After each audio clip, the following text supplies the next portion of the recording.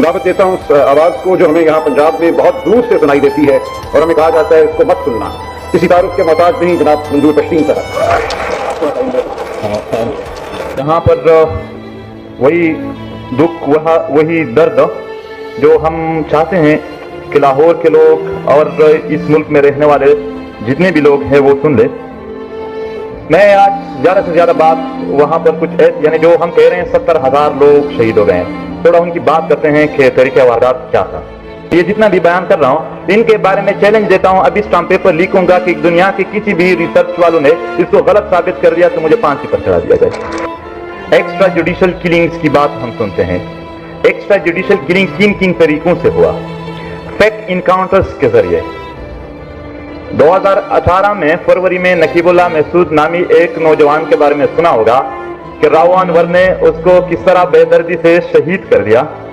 एक एहतजाजी तहरीक उठी, मगर हमारी किस्मत में एहतजाजी तहरीक चलाने के बाद भी इंसाफ नहीं हुआ। राव अनवर के मुतालिक लिखा गया कि 444 और भी इनने लोग कत्ल कर दिए। राव अनवर आजाद है मगर उसके खिलाफ आवाज उठाने वाले अली वजीर जेल में है। जुल्म और बर्बरियत के खिलाफ आवाज उठाने वाले अली वजीर जेल में है। अली वजीर को जेल में रखने के लिए और गिरफ्तार करने के लिए इस मुल्क में इदारे और अदालत मौजूद है, मगर अली वजीर के खानदान के 17 शहीदों को इंसाफ देने के लिए कोई अदालत और कोई इदारा मौजूद नहीं है। फेक इनकाउंटर्स का सिलसिला रुका नहीं है। अभी 29 अक्टूबर को जार कयूम और लाल मरजान नॉर्थ वजीरिस्तान के 2 शहरी थे, बनो से 8 महीने पहले गिरफ्तार किए थे, मजदूर थे। 29 अक्टूबर 2021 को मेरली में उनकी लाशें कहीं डाल दिए, फेंक दिए और कहा कि इनकाउंटर में मार दिए गए। फेक इनकाउंटर के नाम पर अगर मैं यहाँ बात शुरू कर दूं तो हजारों वाकयात हैं। यहाँ पर जितने भी हम कहते हैं कि कत्ल कर दिया गया, वो सिर्फ एक इंसान का कत्ल नहीं होता है, वो उन माओं की उम्मीदों का भी कत्ल होता है, उन बच्चों के उम्मीदों का भी कत्ल होता है जो उनके सहारे जीते हैं, वो उस घर के मईशत का भी कत्ल होता है। इसका एक और शक्ल है डायरेक्ट किलिंग्स, डायरेक्टली मारते हैं। जिस तरह के खड़ कमर शुहदा के बारे में आप लोगों ने सुना होगा। 26 मई 2019 को स्ट्रेट फॉरवर्ड एक रैली पर फायरिंग कर दी गई जिसमें 16 शहीद हो गए और 45 जख्मी हो गए। और ये डायरेक्ट फायरिंग पश्तूनों के गैदरिंग्स पर करने के रवायात पाकिस्तान बनने के 1 ही साल में शुरू हो गए थे।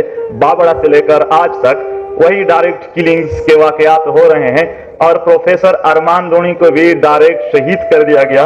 और इस तरह आप लोगों ने सुना नहीं होगा क्योंकि मीडिया वालों को जर्नल की तरफ से इजाजत नहीं है, कर्नल की तरफ से, कि आप लोगों को वो हालात बता दें। वरना पिछले साल चमन में आम आवाम पर जब फायरिंग किया गया उसमें जो 2 नौजवान अब्दुल रजाक और मतीउल्लाह शहीद हो गए, उसके उम्र 12 साल और 14 साल थे। छोटे छोटे बच्चों को भी ये लोग माफ नहीं करते हैं। इसका एक और शक्ल भी है इन एक्स्ट्रा जुडिशियल किलिंग का, रिएक्शनरी किलिंग्स। यानी कहीं फौज पर फायरिंग हुआ तो वो आम आवाम के इलाकों में घुसकर वहां पर लोगों को टारगेट करते हैं। एक वाकया सिर्फ यहां पर अंडरस्टैंडिंग के लिए बयान करता हूं। ये 9 मई 2009 का दिन है। स्पिन वाना के करीब एक इलाका है, वहां पर फौज पर एक फायरिंग हुई। फायरिंग के बाद वो गांव में दाखिल हुए। उस वक्त गांव के स्कूल में असातिज़ा की मीटिंग चल रही थी। 17 असातिज़ा को डायरेक्टली शहीद कर दिया गया वहां ही मौके पर। ये 21 अगस्त 2017 की बात है कि शाम का हमारे गांव के करीब एक गांव है, उसमें नाखुशगवार वाकये के बाद 3-4 दिन से लोगों को घरों से निकालकर उस पर तशद्दुद किया जा रहा था। जार खान एक नौजवान थे जो मिर्गी के मरीज थे। उनके सारे डॉक्टर के कागजात फौज को दिखा दिए कि ये मरीज है, मगर फिर भी उन्होंने कहा हमने इसका इलाज करना है। उनके माँ और बाप के सामने, उसका बाप अब्दुल गफूर जो एक रिटायर्ड हवलदार थे, उसके सामने जार खान को शहीद कर दिया गया। और उसके बाद उसकी माँ वो मेंटली खराब हो गई और 1 साल बाद उसका डेथ हुआ, वो भी जंजीरों में बांधी हुई थी। एक्स्ट्रा जुडिशियल किलिंग्स की एक और शक्ल है जो हमारे लोग भुगत रहे हैं, टॉर्चर सेल में किलिंग्स। यहाँ मेरे दोस्त बेटे हैं, उनके कजन थे मोहम्मद यूनुस, 2009 में लापता हो गए। 2018 में उसकी लाश मिल गई। उसका एक बच्चा था جو اس کے لاپتہ ہونے کے 2 مہینے بعد پیدا ہوا تھا، انہوں نے یعنی اس کا ارمان تھا اپنے والد کو دیکھنے کا، مگر اس کو لاش ہی ملی۔ یہ ٹارچر سیلوں میں جو لوگوں کو مارتے ہیں۔ جنوری 2018 میں سنکئی بہرواند علاقے میں ناخوشگوار واقعے کے بعد جب لوگوں کو اریسٹ کیا تو ایک دن گاؤں میں اعلان ہوا کہ ایک لاش پڑی ہے قبرستان میں، آپ لوگ اٹھا دیں، اس گاؤں کا ہے۔ انہوں نے وہاں پر ٹارچر سیل میں خودکشی کی۔ خودکشی کوئی نہیں کر سکتے، سارے لوگ بھاگ رہے تھے، یعنی بچے عورتیں کہ اب کس گھر کا ہے۔ وہ اس کا نام نرائن تھا۔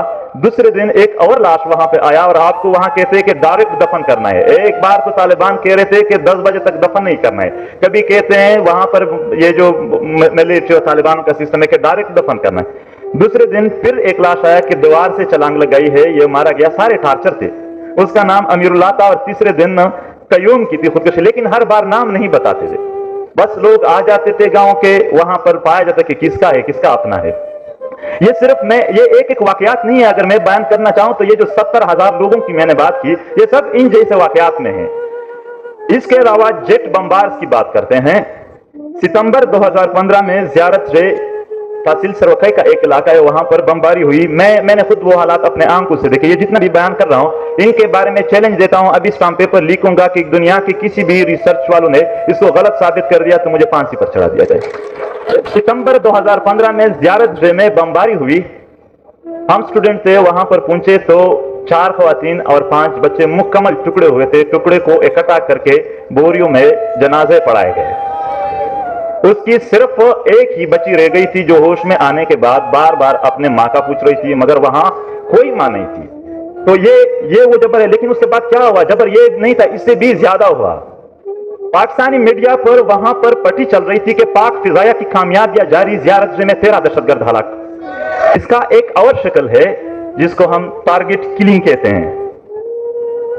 سردار عارف وزیر اسی ٹارگٹ کلنگ کے شکار ہو گئے، ملک رئیس، بلکہ ایک تو سرنگ ایمنے تھے مراج الدین، اس کا بھی آج تک کوئی پتہ نہیں ہے۔ نور اسلام داؤڑ ابھی پچھلے 2 مہینوں میں وہ بھی ٹارگٹ کلنگ میں شہید ہو گئے۔ پھر استاد سوات میں، شاہ فیصل در میں، مطلب صرف نارتھ وزیرستان میں 2 سالوں میں 418 گھر ٹارگٹ کلنگ میں اجڑ گئے ہیں۔ پورے ملٹرائزڈ ایریا ہے، وہاں پر جتنی پہاڑیں ہیں ان سب کے اوپر قلعے ہوتے ہیں، راستے میں چیک پوسٹ ہوتے ہیں۔ فاٹا کا 1 انچ زمین ایسی نہیں ہے جو ان کو دکھائی نہیں دیتے ہیں، ہمارے گھر کے صحن ان کو دکھائی دیتے ہیں، رات والے دوربین بھی ہوتے ہیں۔ پھر کون آتا ہے اس بیچ میں؟ میرے لیے میں ابھی فروری میں 4 خواتین کو جو 16,000 روپے کی تنخواہ پر NGOs کے ساتھ کام کر کے اپنے بچوں کو پرورش کرتی تھی، ان 4 کو شہید کر دیا گیا، مگر آج تک ان کا کوئی انویسٹیگیشن نہیں ہے۔